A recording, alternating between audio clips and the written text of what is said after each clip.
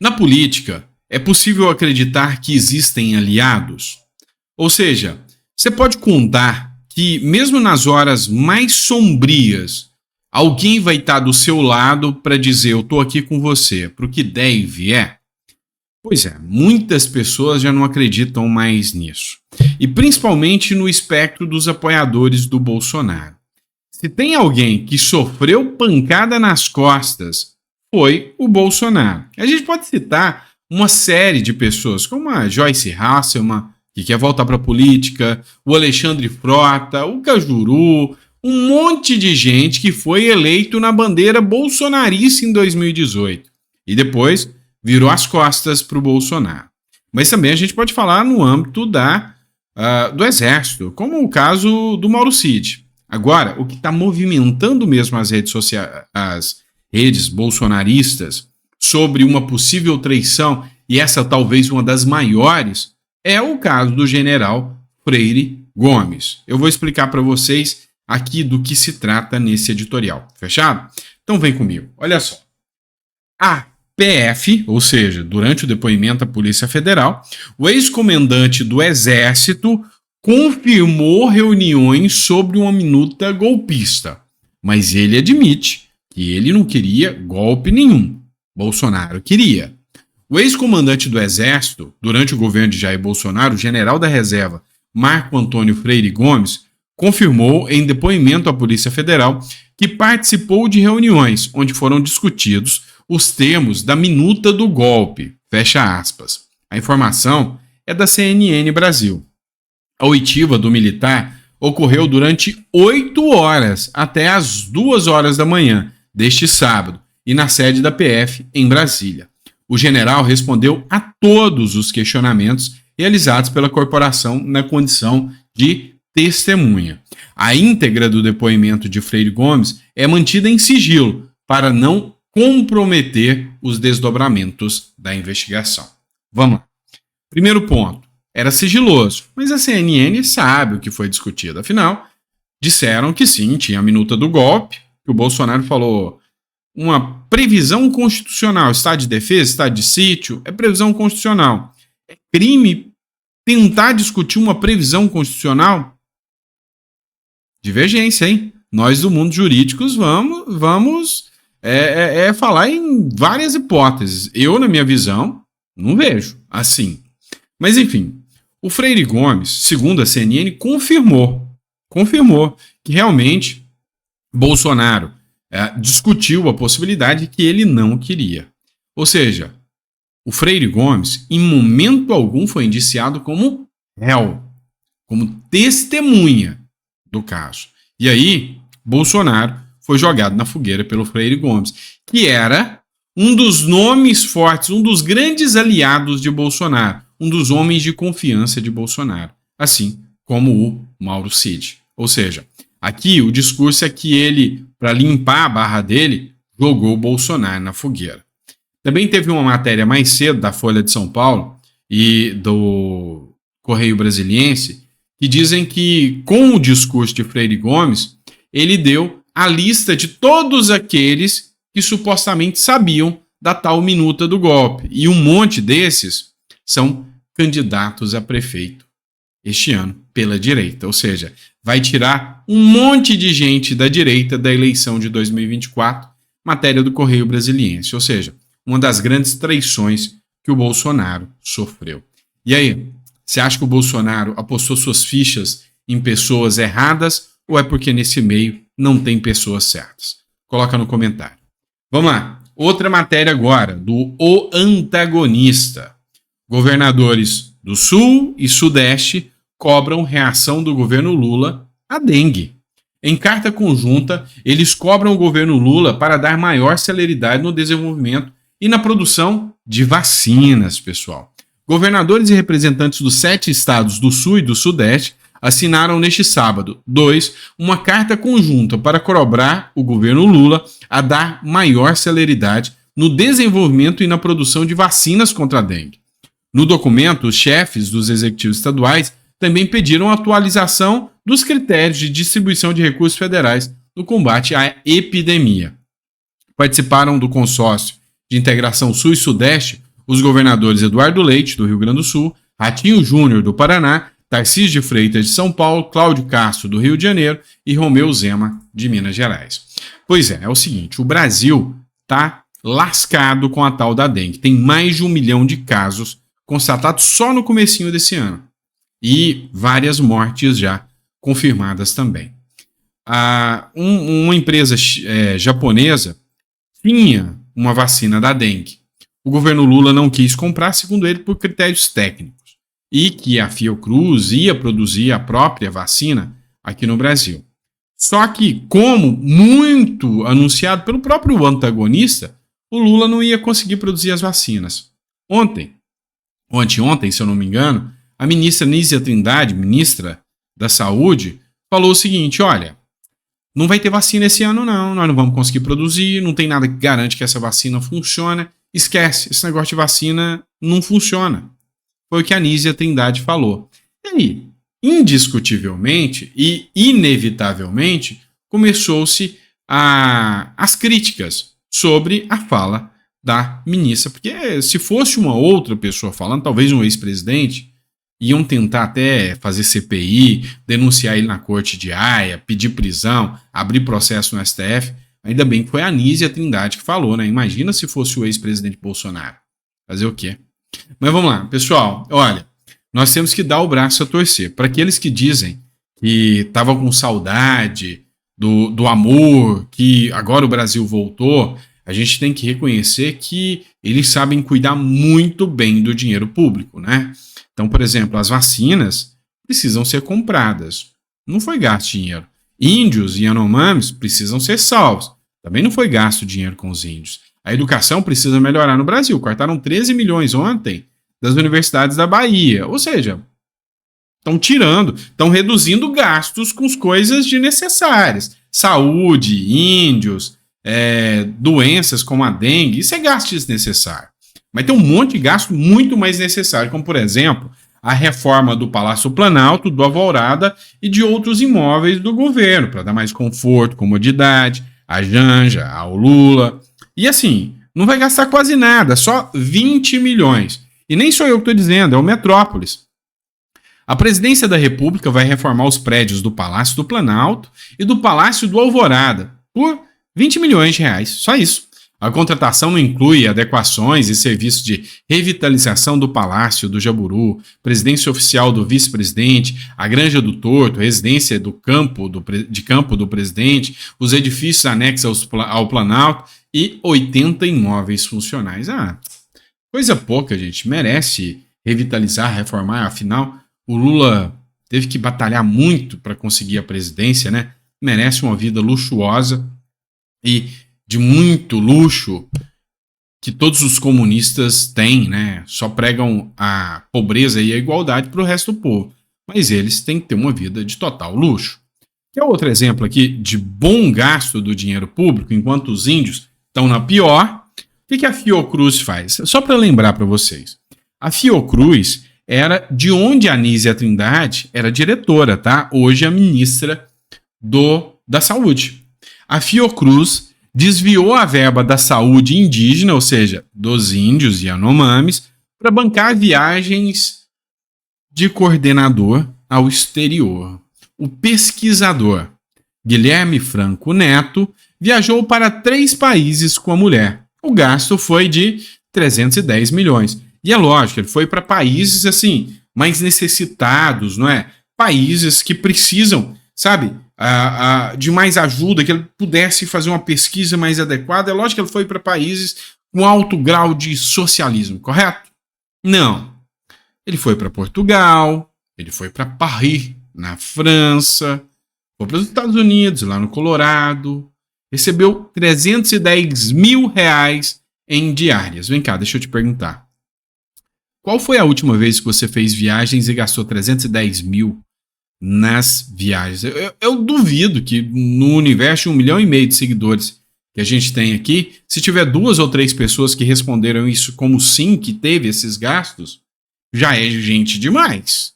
Porque na minha visão, isso aqui, nunca, em qualquer sanidade, isso aqui está longe da realidade dos brasileiros que não são ligados ao governo. Então, assim, o uso do dinheiro público por essa turma de companheiros é vergonhoso. E aqui eu não estou dizendo, hora nenhuma, que isso aqui é ilegal. O pior de tudo é que não é ilegal. É imoral demais, mas ilegal não é. É tirar dinheiro da saúde indígena para sujeito fazer viagem. E ainda tem gente que diz que o amor voltou. Amor por quê, hein? Sei não, hein? Vamos lá. Para por aí não. Vamos jogar mais meleca no ventilador aqui, né? Revista Oeste, pessoal. O governo Lula emplaca ministros em conselho de distribuidora de gás no Rio de Janeiro. Saláriozinho extra. Isso aqui é o extra, tá? É a hora extra deles. De 20 mil reais. Coisa pouca. 20 mil reais não dá nem pra uma cervejinha hoje, né? O governo Luiz Inácio Lula da Silva emplacou funcionários do alto escalão no Conselho Administrativo da Companhia de Gás do Rio de Janeiro. Olha os companheiros trocando favores. Coisa bonita. Trata-se dos ministros da Defesa, José Múcio, dos Direitos Humanos e Cidadania, o Silvio Almeida, o ex-secretário executivo Ricardo Capé, do Ministério da Justiça, e o assessor especial Celso Almerim também foram contemplados. Os 4 recebem cerca de 20 mil por mês para participarem de reuniões esporádicas, 1, 2, 3 aí por mês, com mais 8 conselheiros. A Oeste confirmou os valores através da Lei de Acesso à Informação. Vamos lá. Eles já têm seus salários aí, beira os 40 mil reais. E agora, são vários os conselhos que eles participam. O da Previdência, o líder do PDT, que é o Lupe, teve uma revista aí que mostrou os absurdos que estavam recebendo, tá? Agora, para eles participarem, então é tipo assim, tal dia vai ter uma reunião, vai lá, é meia hora de reunião, videoconferência, bateu o dedinho de carimbo que participou, tirou a foto para provar que ele fez a reunião, 20 conto na conta, 20 merréis. E aí, como vocês são injustos com o Lula? O Lula falou que o povo ia voltar a comer picanha e tomar cervejinha. Ele só não falou que era o povo brasileiro. É o povo aliado a ele. Vocês não entenderam a regra do jogo, né? O povo que faz parte do governo com ele. Esse, te garanto, que com 20 mil, só de groja essa, só de gorjeta, dá pra tomar uma cervejinha com a picanha. Não dá? Brasil, tem jeito não. Outra grana aqui, né? A Comissão Europeia volta a financiar a agência da ONU acusada de abrigar terroristas. Vergonha, né? Mas o Brasil também aumentou as suas doações. A Comissão Europeia anunciou nesta sexta-feira que autorizou um pagamento de 54 milhões à Agência das Nações Unidas de assistência aos refugiados da Palestina no próximo Oriente, a UNRWA. O financiamento estava sob revisão depois de um relatório israelense revelar a participação de funcionários no massacre do grupo terrorista Hamas em 7 de outubro. Ficou provado que essa agência da ONU participou dos ataques terroristas. E agora vem a União Europeia e volta a financiar esse grupo. O grande problema disso é que o Brasil aumentou os recursos. O que eu venho percebendo? Através de um trabalho concatenado, um trabalho pesado da grande mídia, principalmente aqui no Brasil, a grande mídia está começando a reverter as narrativas contra Israel e a favor da Palestina. Ou seja, cada vez mais eles estão atacando Israel e defendendo o grupo Hamas e a Palestina. E sobre esse discurso, eles querem fazer o discurso petista, tá? Para que o Brasil seja aliado dos países ali, da União Árabe ali, né? Do grupo árabe ali, e não da União Europeia, afastar cada vez mais o Brasil do Ocidente. Tá, mas os jornais estão se prestando a isso? Estão. Por quê? Porque o governo manda nos jornais. Quer um exemplo? Olha isso. Mudança editorial. Jovem Pan contrata nova diretora para tentar melhorar a relação com o governo Lula. Os jornais têm que seguir a cartilha do governo Lula. Se até as empresas como a Vale têm que seguir o que o governo quer, você acha que os jornais não têm? O grupo Jovem Pan deu um passo significativo para fortalecer sua credibilidade e superar as críticas relacionadas ao seu viés editorial. A empresa anunciou a contratação da advogada e economista Elaine Keller para o cargo de diretora institucional, conhecida por seu trabalho como apresentadora e comentarista em atrações jornalísticas da casa. Como linha de frente, Keller assumirá a missão de melhorar os laços da Jovem Pan com o poder executivo, legislativo e judiciário. Vamos lá.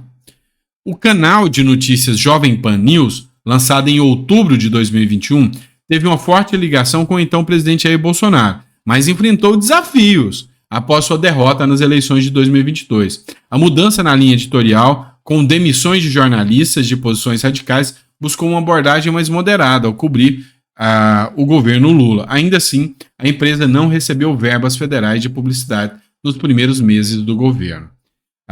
Só para constar, foi vítima de boicote, tem ação do Ministério Público para caçar o direito de concessão da Jovem Pan, teve cortes aí, teve campanha pesada de boicote, cortes de financiamento e teve ameaça o tempo todo contra os jornalistas da Jovem Pan. Isso é liberdade de imprensa?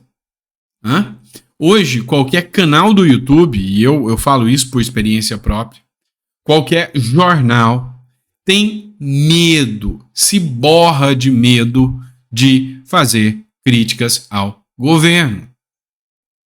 É aquele negócio, né? Quem tem medo. E tem. Numa situação como a qual você fazer críticas ao governo, você faz com medo. E a partir do momento que você tem medo do que você pode falar, a luz vermelha da democracia tem que acender com um alarme de bombeiro, porque o negócio é tenso. E aí, tem gente que fala, mas nenhum jornal foi fechado. Caramba!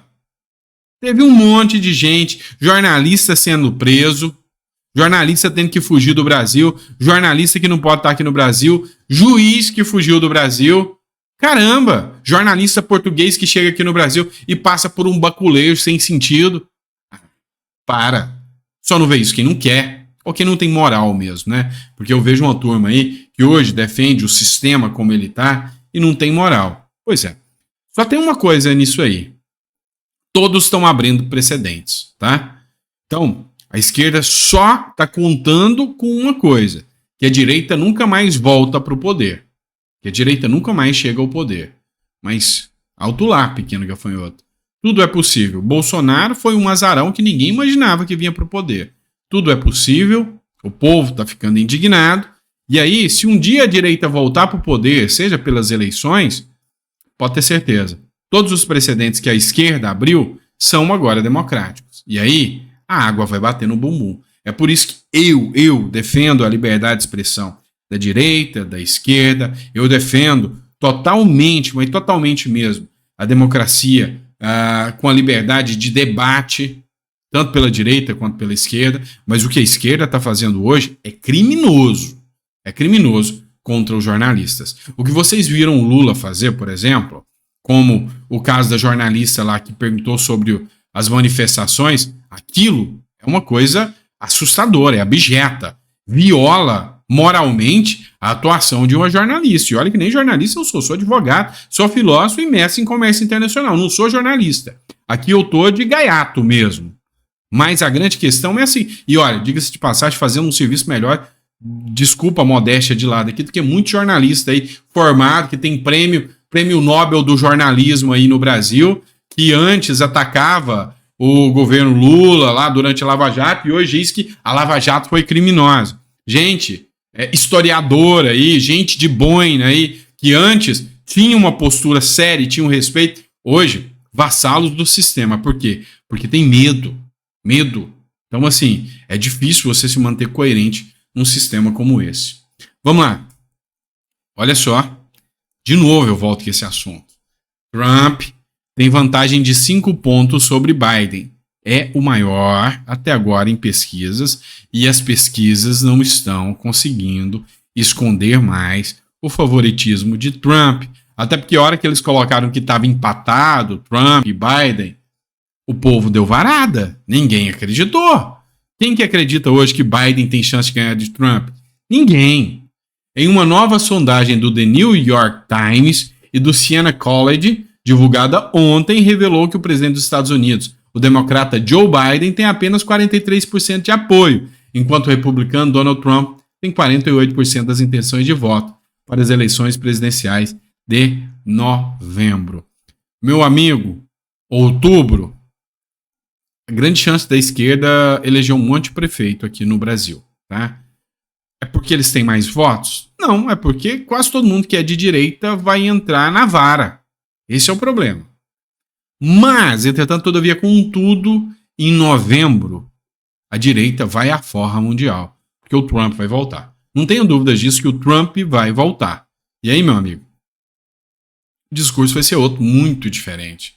O discurso vai ser completamente diferente. Não tenho dúvidas disso, tá bom? É isso, pessoal. Espero que vocês tenham gostado. Tá? É sempre um prazer estar aqui com vocês. Eu vejo vocês no próximo editorial, às 7 horas da noite. A gente está aqui de volta com vocês, com mais conteúdo de qualidade. E assim, a gente para num domingo para estar gravando para vocês, num sábado, num feriado. A gente não para. É porque a gente realmente acredita no propósito do nosso canal. No propósito que é, sabe, abrir a mente de muitas pessoas, porque eu acredito que vamos dizer assim, sem uma inteligência eleitoral, sem um conhecimento, sem um amadurecimento, uma educação eleitoral, o Brasil não sai daqui. Me revolta ver muito mais gente num evento de um cantor sertanejo do que discutindo as suas pautas, do que revoltados contra a corrupção, do que a revolta contra as empresas da Lava Jato voltando, do que a revolta quando um juiz do Supremo Tribunal Federal fala em prender quem participou da Lava Jato. E aí ninguém se manifesta. Mas vai ter um carnaval, um bunda lelê, 5, 10 milhões de pessoas lá. Não dá, né, pessoal? Aí não dá. Não consigo isso, tá? Então, tô fazendo meu papel aqui. Pelo menos eu tô falando, tá certo? Abraço, pessoal. Fica com Deus. 7 horas eu tô aqui de volta com vocês, tá bom? Abraço.